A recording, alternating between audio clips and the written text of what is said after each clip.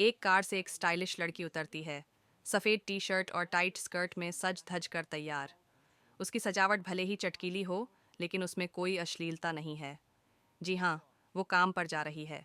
इतनी ग्लैमरस दिख रही है कि लग रहा है जैसे वो किसी नाइट क्लब की क्वीन हो। ये बेसमेंट दरअसल उसका कार्यक्षेत्र है। बाकी सब कुछ आपको पूरी फिल्म में दिखेगा। ये है छोटू, एक प्यारा सा पार्ट टाइम वर्कर। अब एक नंबर कमरे का वक्त पूरा हो चुका है तो बॉस उसे ग्राहक को बाहर निकालने भेजता है। छोटू थोड़ी देर झिझकता है, फिर धीरे से दरवाज़ा खटखटाता है। पता नहीं वो जानबूझकर सुन रहा था या बस मौके का फायदा उठा रहा था।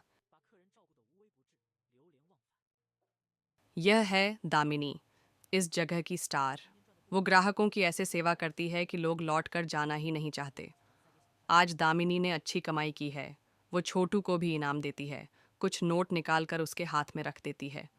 कहते हैं ना, असली प्रोफेशनल वही जो खुद भी कमाए और दूसरों को भी खुश रखे। छोटू और उसके कॉलेज के दोस्त पार्टी कर रहे हैं।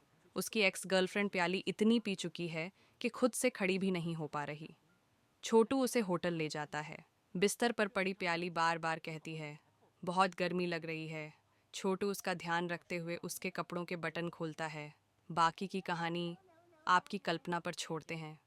दामिनी की स्टॉकिंग्स फट गई हैं तो वो छोटू को भेजती है नई लेने। छोटू झटपट लौट आता है। एनर्जी तो देखो भाई।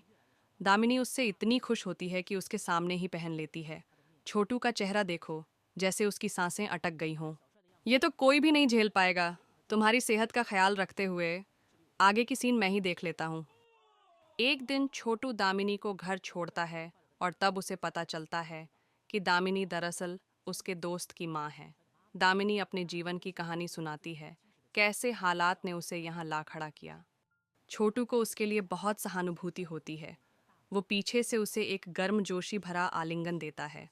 शायद बीती रात की हिम्मत थी। छोटू अब और भी बेझिझक हो गया है। छोटू उसे डेट पर ले जाता है। दोनों पूरे दिन साथ घूमते हैं, हंसते हैं जैसे एक खुशहाल कपल हों। घर लौटते समय दामिनी थक चुकी होती है। छोटू उसे फिर से एक प्यारा सा गले लगाता है। कभी कभी सिर्फ एक आलिंगन ही काफ़ी होता है।